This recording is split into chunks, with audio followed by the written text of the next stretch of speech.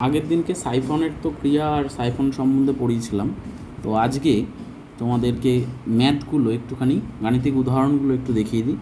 প্রথম যে ম্যাথটা বলেছে 50 মিটার উচ্চ জলস্তম্ভের চাপ নির্ণয় করো।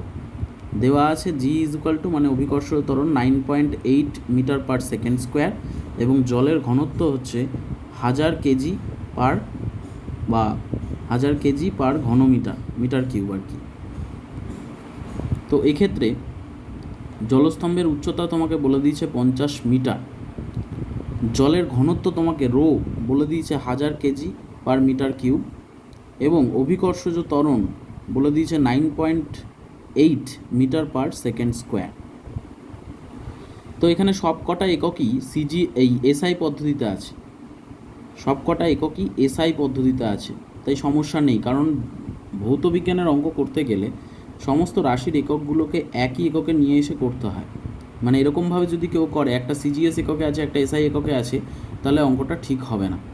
তাহলে এক্ষেত্রে জলস্তম্ভের চাপ পি ইজ ইকুয়াল টু আমরা ফর্মুলা জেনেই এসেছি এইচ রো জি। তাহলে এইচের মান 50, জলের ঘনত্ব 1000 আর অভিকর্ষজ ত্বরণের মান 9.8 নিউটন পার মিটার স্কোয়ার। এবার যখন সবগুলোকে আমরা গুণ করছি, সবগুলোকে গুণ করলে কি করে 4.9 into 10⁵ newton per metre square আসে, এটা আমি একটু ক্যালকুলেশন করে তোমাদেরকে দেখাচ্ছি। দেখো কিভাবে এই অ্যান্সারটা আসছে। দেখো আমি লিখেছি P is equal to h rho g, এইচের মান 50 বলে দিয়েছে, রো এর মান 1000 আর জি এর মান 9.8।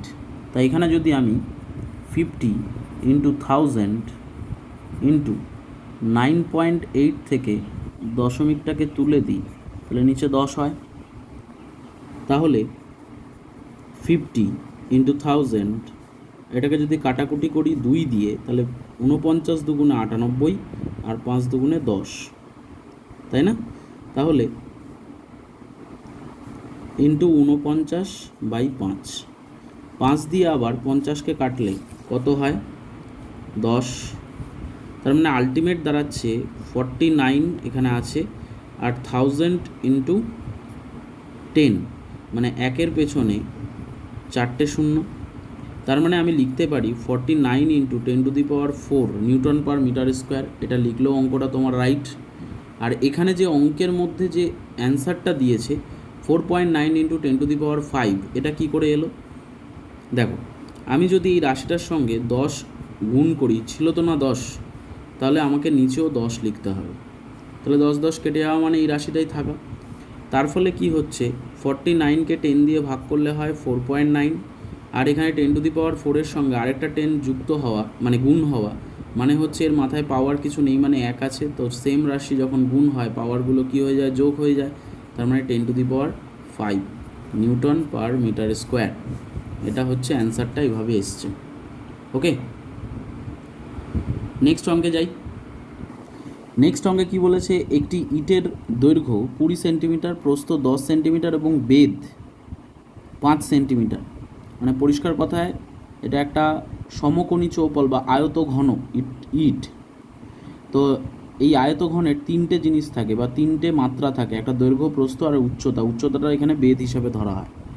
ইটটার ওজন যদি 5 kgf হয়, এটিকে ভূমিতে রাখলে কি পরিমাণ ঘাত পড়বে এবং এটি ভূমির ওপর সর্বাধিক কী চাপ প্রয়োগ করতে পারে? দেখো ইটটি ভূমিতে যে ঘাত প্রয়োগ করবে তা হলো 5 kgf, কারণ তার ওজন যতটা সে ততটাই ঘাত প্রয়োগ করবে। তো 5 kgf একে লেখা যায় 5 ইন্টু মানে 5 কেজিকে পৃথিবী কত বল দ্বারা টানে? কারণ তোমরা জানো যে 1 কেজি বস্তুকে পৃথিবী 9.8 নিউটন বল দ্বারা টানে। তাহলে 5 কেজি ওজনের বস্তুকে বা 5 কেজি ভরের বস্তুকে পৃথিবী কত বল দ্বারা টানবে? 9.8 নিউটন ইন্টু 5, তার মানে হচ্ছে 49 নিউটন। ঠিক আছে, তাহলে ইটটির দৈর্ঘ্যকে উলম্বভাবে রেখে ভূমিতে বসালে এটি ভূমিতে সর্বনিম্ন ক্ষেত্রফলের ওপর অবস্থান করবে, ফলে ভূমিতে সর্বাধিক চাপ প্রয়োগ করবে। ঠিক আছে, মানে লম্বালম্বিভাবে একেবারে ইট যেরকম পাতানো বসানো থাকে সেরকমভাবে না বসিয়ে যদি ইটটাকে লম্বালম্বিভাবে রাখা হয়, মানে দাঁড় করিয়ে রাখা হয়, তাহলে সেক্ষেত্রে সে কম ক্ষেত্রফলের মধ্যে তার বেশি বল প্রয়োগ করবে। তাহলে ইটটি ভূমিতে সর্বাধিক যে চাপ প্রয়োগ করবে সেটা নির্ণয় করা হচ্ছে কিভাবে, দেখে নাও। পি ম্যাক্স মানে ম্যাক্সিমাম কতটা চাপ প্রয়োগ করবে সেটা নির্ণয় করতে গেলে ঘাত বাই ক্ষেত্রফল, ঠিক আছে, ঘাত বাই ক্ষেত্রফল এ। এবার ঘাত কত বের করেছি আমরা, 49 নিউটন, ঠিক আছে। আর ক্ষেত্রফল কত হবে, কারণ ক্ষেত্রফল মানে ইটের তো একটা তলের ক্ষেত্রফল বলতে বোঝায় দৈর্ঘ্য ইন্টু প্রস্থ। তাহলে যে তলটাকে ইটটাকে যে তলের ওপর রাখা হচ্ছে তার দৈর্ঘ্য আর প্রস্থ বলতে কোনটা হবে, দৈর্ঘ্য হবে 10 সেন্টিমিটার আর প্রস্থ হবে 5 সেন্টিমিটার। কারণ এখানে যে দৈর্ঘ্য 20 সেন্টিমিটার দিয়েছে, আমি তো যদি এটা ইটটাকে যদি পাতিয়ে রাখি তাহলেই সেটা কি হবে, অতিরিক্ত জায়গা নেবে। তাহলে অতিরিক্ত জায়গা নিলে চাপটা কিন্তু অতটা পড়বে না, কিন্তু ইটটাকে যদি দাঁড় করিয়ে রাখা হয় তাহলে ইটটা কিন্তু বেশি চাপ প্রয়োগ করবে। তো ইটের ছবিটা আমি একটু এঁকে দেখাচ্ছি, তাতে তোমাদের বুঝতে একটু সুবিধা হবে। একবার লক্ষ্য করে দেখো, ইটটাকে যদি এভাবে রাখা হয় তাহলে তার দৈর্ঘ্য বলেছিল কত, 20। তারপর প্রস্থ বলেছে কত, প্রস্থ বলেছে 10। আর ইটটা কতটা চওড়া এইটার মান বলেছিল তোমার 5, ঠিক আছে। বা তুমি এটাকে প্রস্থ ধরে এটাকে তার চওড়াটুকু ধরতে পারো, তবে এতটুকুই হচ্ছে বেধটা তার, ঠিক আছে। এবার দেখো এইভাবে পাতিয়ে বসালে তার ক্ষেত্রফল মানে নিচের তলের ক্ষেত্রফলটা অনেকটা বেশি হবে, তাহলে অতটা চাপ পড়বে না। কিন্তু ইটটাকে যদি দাঁড় করিয়ে রাখা হয় এইভাবে, তখন 20 তো এইটা হয়ে যাচ্ছে। তাহলে ভূমির মধ্যে কোনটা আছে, ভূমির মধ্যে আছে কোনটা, একটা আছে 10 আর একটা আছে 5। সেই জন্য ভূমির ক্ষেত্রফল মানে ক্ষেত্রফলটাকে বের করতে গেলে কি করতে হয়, আয়তক্ষেত্রের ক্ষেত্রফলের সূত্র হচ্ছে দৈর্ঘ্য ইন্টু প্রস্থ। তাই এখানে ক্ষেত্রফলের জায়গায় দৈর্ঘ্য ইন্টু প্রস্থের জায়গায় 10 × 5 লেখা হয়েছে। আশা করি বোঝাতে পেরেছি। এবার কেন এটাকে ভাগ করা হয়েছে, দেখো কি দিয়ে ভাগ করা হয়েছে একটু লক্ষ্য করো। দেখো মিটার ছিল, কত বলেছিল 10 সেন্টিমিটার, সেন্টিমিটার থেকে মিটারে নিয়ে যেতে হবে আমাকে, ঠিক আছে। সেন্টিমিটার থেকে মিটারে নিয়ে যেতে হবে, তাই সেন্টিমিটার থেকে মিটারে নিয়ে যেতে গেলে কী করতে হয়, 100 দিয়ে ভাগ করতে হয়। 10 সেমি বলেছে তাকে 100 দিয়ে ভাগ করা হয়েছে, আর 5 সেন্টিমিটার বলেছিল তাকেও 100 দিয়ে ভাগ করা হয়েছে। ভাগ করার পর কাটাকুটি করে দেখো এখানে লিখেছে, দেখো মিটার স্কোয়ার, লক্ষ্য করেছো, কারণ এই মানগুলো সেমিতে ছিল কিন্তু এদেরকে 100 দিয়ে ভাগ করে মিটারে নিয়ে যাওয়া হয়েছে, ঠিক আছে। তাহলে এই ক্যালকুলেশনটা থেকে কিভাবে 9800 নিউটন পার মিটার স্কোয়ার এলো দেখে নাও। অ্যাকচুয়ালি বিষয়টা কি হচ্ছে, এই 100 আর এই 100 গুণ করলে কত হবে, একের পেছনে 4টে শূন্য, তার মানে হবে কত, 10,000।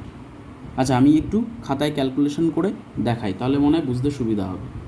দেখে নাও, 49 নিউটন উপরে আছে, নিচে আমি যদি এই দুটো রাশিকে গুণ করি তাহলে 5 × 10 = 50, আর 100 গুণ করলে 10,000। তাহলে ন্যাচারালি এটা ভাগ আছে, ভাগ থেকে গুণ হয়ে গেলে মানে 49 ইন্টু এটা উপরে তো উঠে গেলে উল্টে যাবে, মানে 10,000 ওপরে উঠে যাবে আর নিচে হবে 50। তাহলে 50 দিয়ে যদি আমি এটা 00 প্রথমে কেটে দিলাম, তাহলে 5 দিয়ে কাটলে কত হবে, 5 200। তাহলে 49কে 200 দিয়ে গুণ করলে হয় 9800 নিউটন পার মিটার স্কোয়ার, এটাই অ্যান্সার। ওকে, আশা করি বোঝাতে পেরেছি। নেক্সট অঙ্কে চলে যাই।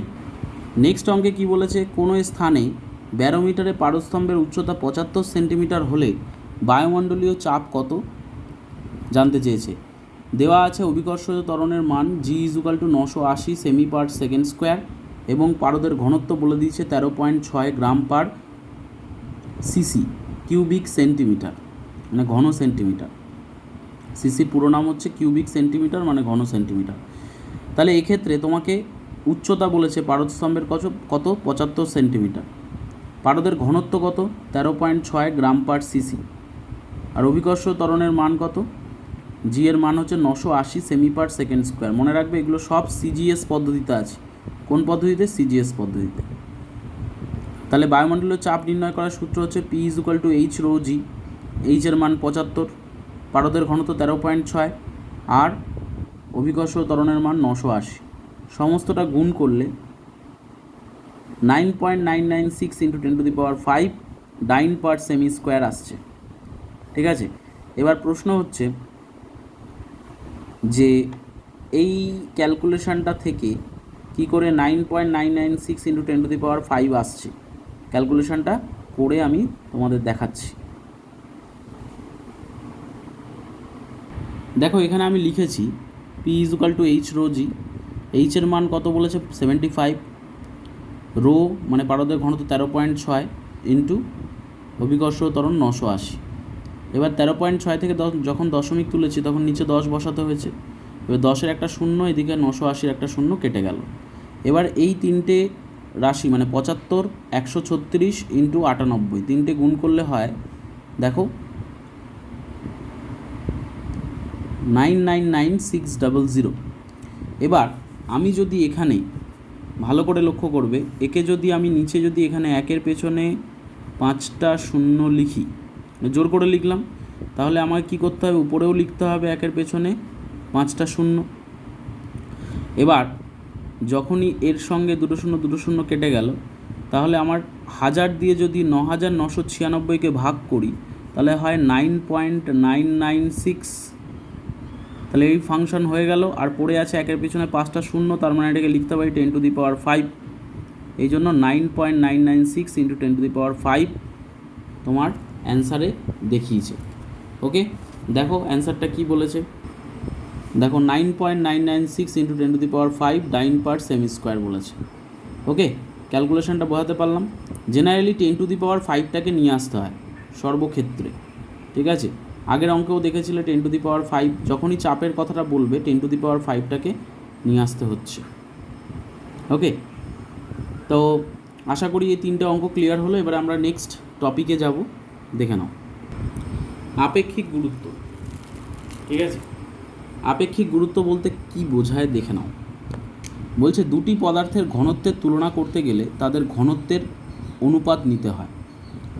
উদাহরণস্বরূপ বলা যেতে পারে রূপার ঘনত্ব 10.5 গ্রাম/সেমি³ বা 10.5 গ্রাম প্রতি ঘন সেন্টিমিটার। অ্যালুমিনিয়ামের 2.7 গ্রাম/ঘন সেন্টিমিটার। তাহলে উদাহরণস্বরূপ বলা যেতে পারে রূপর ঘনত্ব অ্যালুমিনিয়ামের ঘনত্বের তুলনায় প্রায় 4 গুণ বেশি। দেখেই বোঝা যাচ্ছে। সাধারণত কোনো ঘনত্বকে প্রমাণ ধরে নিয়ে এর সঙ্গে অন্য সকল পদার্থের ঘনত্বের তুলনা করা হয়।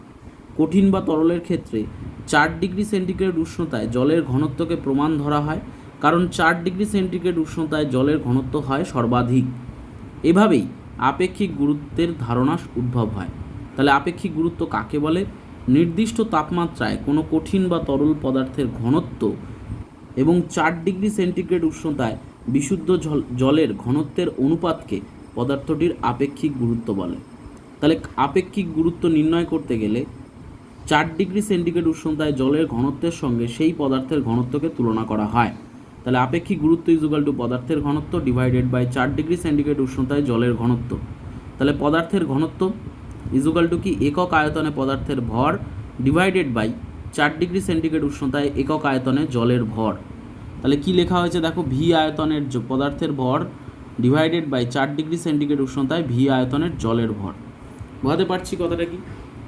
যে কোনো পদার্থের আপেক্ষিক গুরুত্ব নির্ণয় করতে গেলে সেই পদার্থটাকে যতটা আয়তন তার নেওয়া হবে ঠিক ততটাই আয়তন জল নেওয়া হবে এবং সেই জলের ভরকে নির্ণয় করা হবে 4°C উষ্ণতায়। তার তুলনায় ওই পদার্থের ভর যতটা বা যত গুণ হবে সেটাই ওই পদার্থের আপেক্ষিক গুরুত্ব। যেহেতু ভর ও ওজন পরস্পরের সমানুপাতিক, সুতরাং এটা বলা যায় যে আপেক্ষিক গুরুত্ব ইজুকাল টু ভি আয়তন পদার্থের ওজন 4°C উষ্ণতায় ভি আয়তন জলের ওজন। ভর ও ওজন পরস্পরের সমানুপাতিক মানেটা কি? আমরা জানি কোনো পদার্থের মধ্যে যতটা জড় পদার্থ থাকে সেটাই হচ্ছে বস্তুর ভর। আর সেই পদার্থকে পৃথিবী যে বল দ্বারা আকর্ষণ করে তাকে বলে হয় বস্তুর ওজন। তাহলে ভর যত বাড়বে ওজনের মানও তত বৃদ্ধি পাবে। তাই আপেক্ষিক গুরুত্বকে ওজন দিয়ে যদি লেখা হয় তাহলে ভি আয়তন পদার্থের ওজন ডিভাইডেড বাই 4 ডিগ্রি সেন্টিগ্রেড উষ্ণতায় ভি আয়তন জলের ওজন।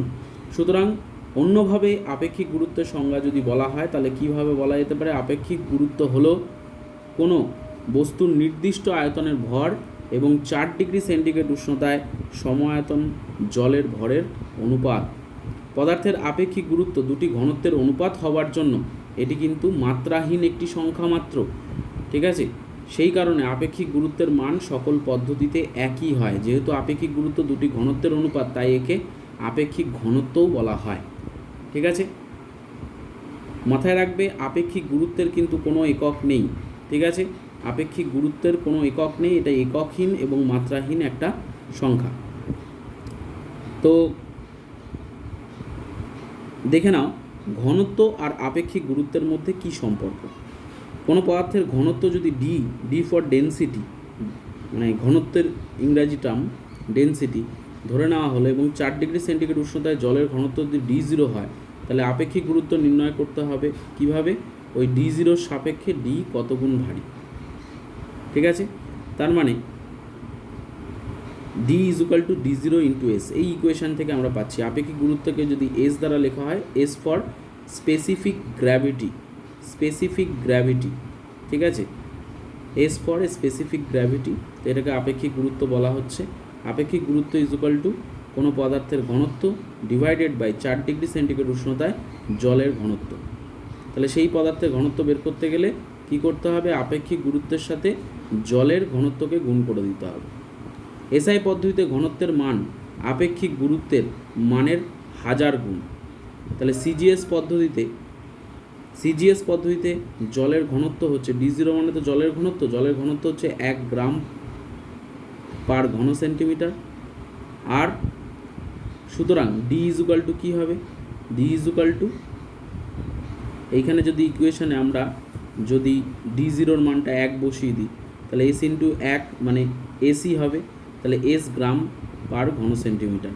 তাহলে CGS পদ্ধতিতে বুঝতে পারছি যে ঘনত্ব এবং আপেক্ষিক গুরুত্বের মান সমান, এটা কিন্তু একটা স্পেশাল পয়েন্ট। CGS পদ্ধতিতে ঘনত্ব এবং আপেক্ষিক গুরুত্বের মান সমান হয়, কিভাবে এটা ইকুয়েশন দিয়ে বুঝিয়ে দেওয়া হলো।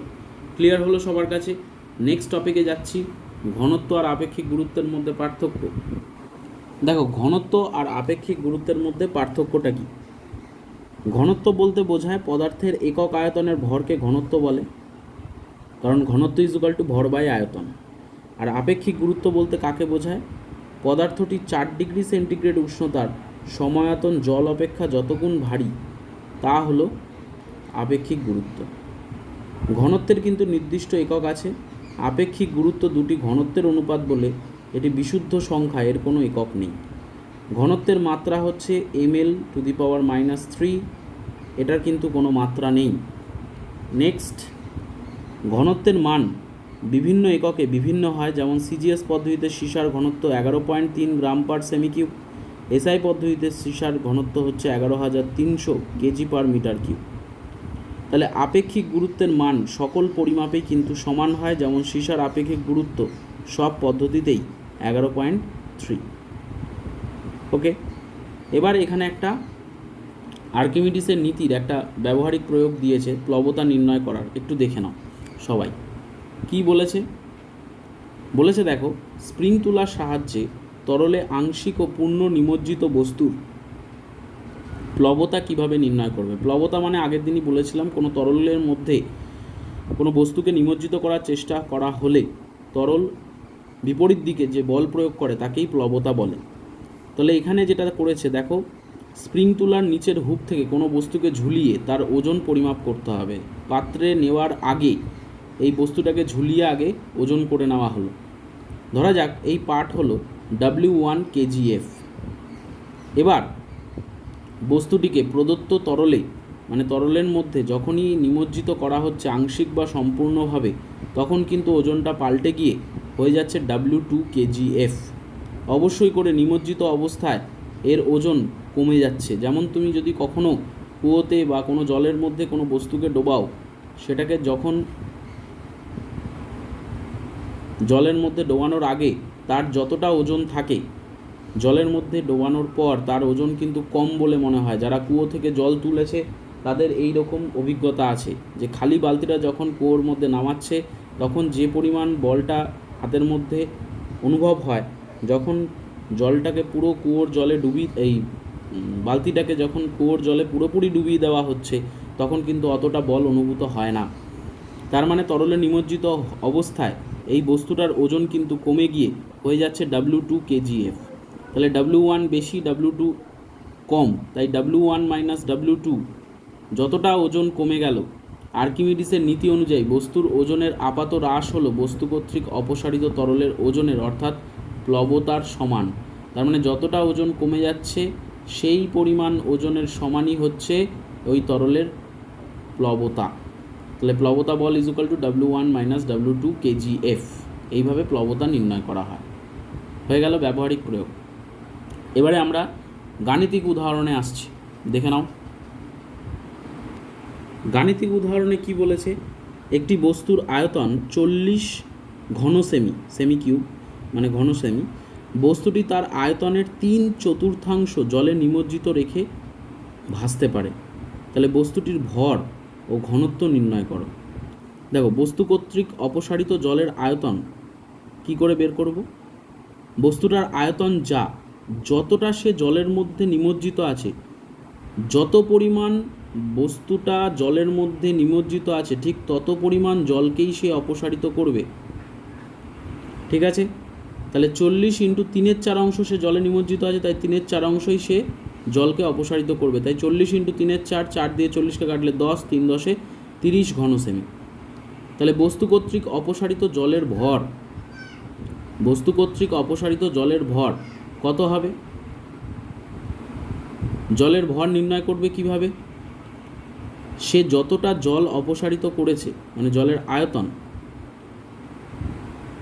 ইন্টু এই যে 1 গ্রাম পার সেমি কিউব কোত্থেকে এলো?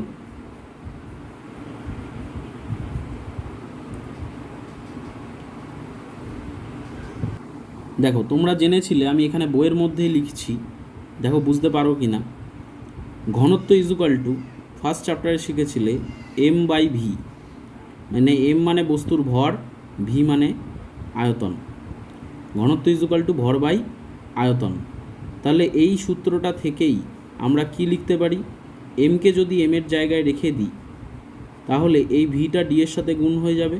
তার মানে ভি ইন্টু ডি, হ্যাঁ কি না? ভি ইন্টু ডি লিখতে পারি। বুঝতে পারছি কথাটা? তার মানে ভর নির্ণয় করতে গেলে আয়তনের সাথে ঘনত্বকে গুণ করতে হয়। তাই এখানে যখন বস্তু কর্তৃক অপসারিত জলের ভর নির্ণয় করছে অর্থাৎ এম নির্ণয় করছে, তখন সেই অপসারিত তরলের আয়তন যেটা আমরা বের করলাম 30 সেমি কিউব ইন্টু জলের ঘনত্ব 1 গ্রাম পার সেমি কিউব, এটা দ্বারা গুণ করা হচ্ছে। গুণ করলে কি হবে? সেমি কিউব কেটে যাবে, কারণ এটা পার আছে। 1 গ্রাম পার সেমি কিউব মানে 1 গ্রাম উপরে লেখা হচ্ছে, নিচে সেমি কিউব, 1 সেমি কিউব। তাই সেমি কিউব কেটে দাও, তাহলে 30 গ্রাম পড়ে থাকবে। তার মানে জলের ভরটা হচ্ছে কত? 30 গ্রাম। এবার বস্তুটার ভর পেয়ে গেলাম 30 গ্রাম, তাহলে ঘনত্ব আমাকে নির্ণয় করতে বলেছে। ঘনত্ব ইজ ইকুয়াল টু কি? বস্তুর ভর বাই বস্তুর আয়তন। তাহলে বস্তুর ভর 30 গ্রাম বের করে নিয়েছি। আয়তন কত? 40 সিসি বলে দিয়েছে। বস্তুর আয়তন কত? 40 সিসি, তাই না? এবার তুমি বলবে, স্যার এইখানে যে বস্তুটির ঘনত্ব বের করছেন, বস্তুর ভর বাই আয়তন বুঝলাম তো, কিন্তু বস্তুর ভর 30 গ্রাম কোত্থেকে পেল? বস্তুর ভর 30 গ্রাম কোত্থেকে এলো?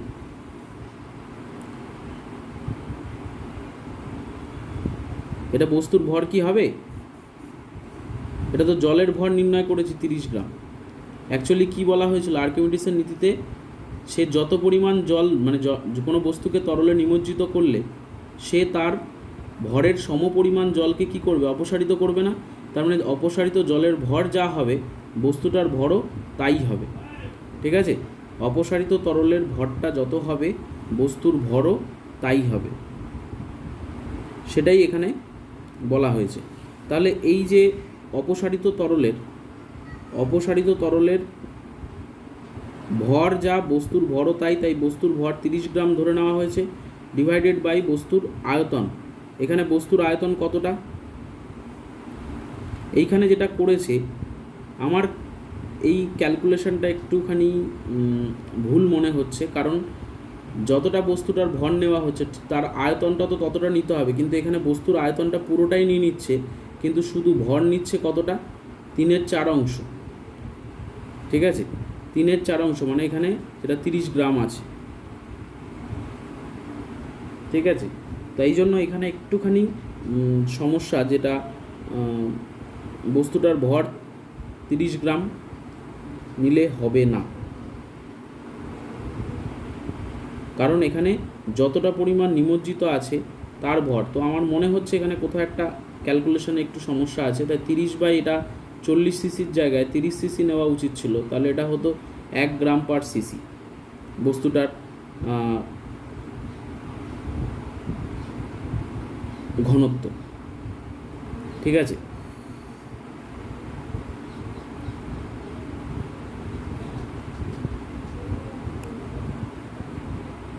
না, ঠিকই আছে, আমি একটু ভুল বললাম, যাই হোক। ব্যাপারটা হচ্ছে এখানে তরলটাকে, এই তরলের মধ্যে বস্তুটাকে যখন ছেড়ে দিয়েছে তখন বস্তুটা কত পরিমাণ জলকে অপসারিত করছে, বস্তুটা জল কতটা পরিমাণ জলকে অপসারিত করছে, সেই জলের ভরই হচ্ছে বস্তুটার ভর। তাহলে বস্তুটাকে যখন তরলে ছেড়ে দেওয়া হয়েছে, বস্তুটা তার আয়তনের 3/4 জলে নিমজ্জিত রেখে ভাসতে পারে, ঠিক আছে। তার মানে সে 3/4 তার আয়তনের 3/4 জলকে অপসারিত করছে, আর সেই জলের ভরই হচ্ছে বস্তুর ভর। ওকে, তার মানে এখানে বস্তুর ভর 30 গ্রাম ঠিকই আছে, আর বস্তুটার আয়তন 40 সিসি আমাকে অঙ্কেই বলে দিয়েছে, তাই 30/40 মানে 3/4 গ্রাম পার সিসি, অর্থাৎ 0.75 গ্রাম পার সিসি হবে। ওকে, আবারও বলছি, যে জায়গাটা আমার একটু তোমাদের বলতে একটু সমস্যা হচ্ছিল সেটা হচ্ছে যে আমি ভেবেছিলাম বস্তুটাকে মানে বল প্রয়োগে হয়তো জলের মধ্যে ফেলা হয়েছে, কিন্তু না, বস্তুটাকে যখন জলের মধ্যে ছেড়ে দেওয়া হয়েছে সে তার আয়তনের 3/4 জলকে নিমজ্জিত 3/4 জলে নিমজ্জিত রেখে ভাসতে পারে, মানে তার আয়তনের 3/4 জলকে সে অপসারিত করছে। তার মানে যে পরিমাণ জলকে অপসারিত করবে সেই পরিমাণ জলের ভরই হয় বস্তুর ভর। এখানে কত পরিমাণ জলকে অপসারিত করছে সে, সেখানে যে 30 ঘন সেন্টিমিটার জলকে সে অপসারিত করছে, তাহলে 30 ঘন সেন্টিমিটার জলের ভর কত সেটা আমরা বের করেছি, কত? 30 গ্রাম। তাহলে এটাই হচ্ছে বস্তুটার ভর, আর বস্তুর আয়তন তো এখানে অলরেডি 40 সিসি বলে দিয়েছে, তাই 30/40 মানে 3/4 গ্রাম পার সিসি, অর্থাৎ 0.75 গ্রাম পার সিসি হবে। এবার বলছে একটি ধাতুর আপেক্ষিক গুরুত্ব হচ্ছে 8, ওই ধাতুর 100 ঘনমিটারের ভর কত হবে? তাহলে আমরা দেখি এসআই পদ্ধতিতে ধাতুটির ঘনত্ব কত। এসআই পদ্ধতিতে ধাতুটির ঘনত্ব হচ্ছে, নির্ণয় করার সূত্রটা কি? ঘনত্ব ইজ ইকুয়াল টু কী লেখা ছিল? ভর বাই আয়তন, তাই তো নাকি? V is equal two m/v, কিন্তু এখানে কি করেছে? 8 × 1000 কেজি পার মিটার কিউব, এটা কোত্থেকে এলো? ঘনত্ব নির্ণয় করতে গেলে আপেক্ষিক গুরুত্বের সঙ্গে কি গুণ করা হয়েছে? 1000 কেজি পার মিটার কিউব, এটা কোত্থেকে এলো কি মনে হয়? দেখো, ব্যাপারটা হচ্ছে একটু আগে তোমাদেরকে আমি একটা ফর্মুলা বলেছিলাম যে পদার্থের ঘনত্ব is equal to 4 degree centigrade উষ্ণতায় জলের ঘনত্ব ইন্টু আপেক্ষিক গুরুত্ব, যেটা একটু আগে করলাম, একটু আগে যেটা বোঝালাম, D is equal to d0 into S, সেই অনুযায়ী ফর্মুলা অনুযায়ী এটা করা হয়েছে। তাহলে ধাতুটির ঘনত্ব ইজ ইকুয়াল টু কি?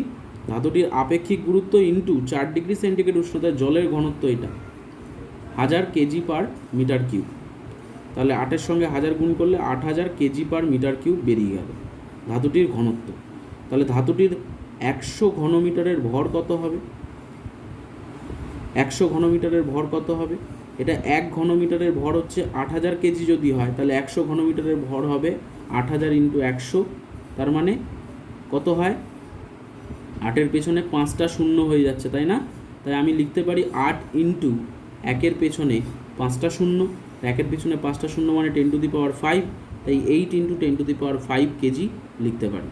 ওকে, নেক্সট অঙ্কে চলে আসি। বলছে একটি বস্তুর বায়ুতে ওজন 200 গ্রাম, জলে নিমজ্জিত অবস্থায় এর ওজন হয়ে গেল 175 গ্রাম, এবং অন্য একটি তরলে এর ওজন 150 গ্রাম। তাহলে বলেছে বস্তুটার আয়তন বের করতে, বস্তুটার ঘনত্ব বের করতে এবং তরলটির আপেক্ষিক গুরুত্ব নির্ণয় করতে বলেছে। তাহলে কিভাবে অঙ্কটা করব দেখে নাও। জলে নিমজ্জিত অবস্থায় বস্তুটির ওজনের আপাত হ্রাস কতটা হচ্ছে? এমনি ছিল নর্মাল বায়ুতে ওজন 200 গ্রাম, যখন জলে নিমজ্জিত করা হচ্ছে তখন তার ওজন কমে গিয়ে হয়ে যাচ্ছে 175 গ্রাম, মানে কতটা কমে গেল? 25 গ্রাম কমে গেল। জলের ঘনত্ব কত আমরা জানি, 1 গ্রাম পার সিসি, ঠিক আছে, সিজিএস পদ্ধতিতে। ওকে, তাহলে বস্তুটার আয়তন বের করার সূত্র কি? আয়তন equal to V equal to কী হবে? M by D. তার মানে কি? ভি মানে বস্তুর আয়তন ইজুকাল টু বস্তুর ভর বাই বস্তুর ঘনত্ব, তাই তো? তার মানে এখানে কি লেখা হয়েছে দেখো, বস্তুটার আয়তন বের করার সূত্রতে যেটা বস্তুটার ভর কত কমে গেছে, হ্রাস পেয়েছে 25 গ্রাম, তার মানে সে 25 গ্রাম জল, মানে 25 গ্রাম ভরের জলকে সে অপসারিত করেছে, তাই এখানে এম এর জায়গায় 25 লেখা হয়েছে। আর জলের ঘনত্ব কত? 1 গ্রাম পার সিসি, তাই ডি এর জায়গায় 1 হবে, তা 25কে 1 দিয়ে ডিভাইড করলে কত হয়? 25, তাই তো? তাহলে 25 সেমি কিউব, মানে বস্তুটার আয়তন বেরিয়ে গেল 25 ঘন সেন্টিমিটার। আবারও বলছি, এখানে বস্তুটার আয়তন নির্ণয় করতে গেলে বস্তুর ভর বাই বস্তুর আয়তন নির্ণয় বসানোর কথা, এই বস্তুর ঘনত্ব বসানোর কথা, কিন্তু বস্তুর ঘনত্ব এখানে না বসিয়ে এখানে বসিয়েছে জলের ঘনত্ব। কেন? ওয়াই? কারণ বস্তুটা যখন জলে নিমজ্জিত করা হচ্ছে তখন সে কতটা পরিমাণ জলকে অপসারিত করছে? 25 গ্রাম জলকে অপসারিত করছে, তার মানে সেই জলের ভর ডিভাইডেড বাই জলের ঘনত্ব করলে বস্তুটার আয়তন পাওয়া যাবে। মানে সে কত পরিমাণ ভরের জলকে অপসারিত করছে সেটা এখানে বসাতে হবে, ডিভাইডেড বাই জলের ঘনত্ব, তাহলেই বস্তুটার আয়তন পেয়ে যাব। ওকে, এরপর আমরা আসছি নেক্সট যে প্রশ্ন, সেটা হচ্ছে বস্তুটার ঘনত্ব। তাহলে বস্তুটার আয়তন আমি জেনে গেলাম, ঠিক আছে। এবার বস্তুর ঘনত্ব বের করতে বলেছে। বস্তুর ঘনত্ব বের করতে গেলে কি করতে হবে? D equal to m by v আমরা জানি, কারণ ঘনত্ব equal to d equal to m by v, এই সূত্র থেকেই হচ্ছে। ঘনত্ব ইজুকাল টু বস্তুর ভর বাই বস্তুর আয়তন। দেখা যাক আয়তন কিভাবে বের করেছে।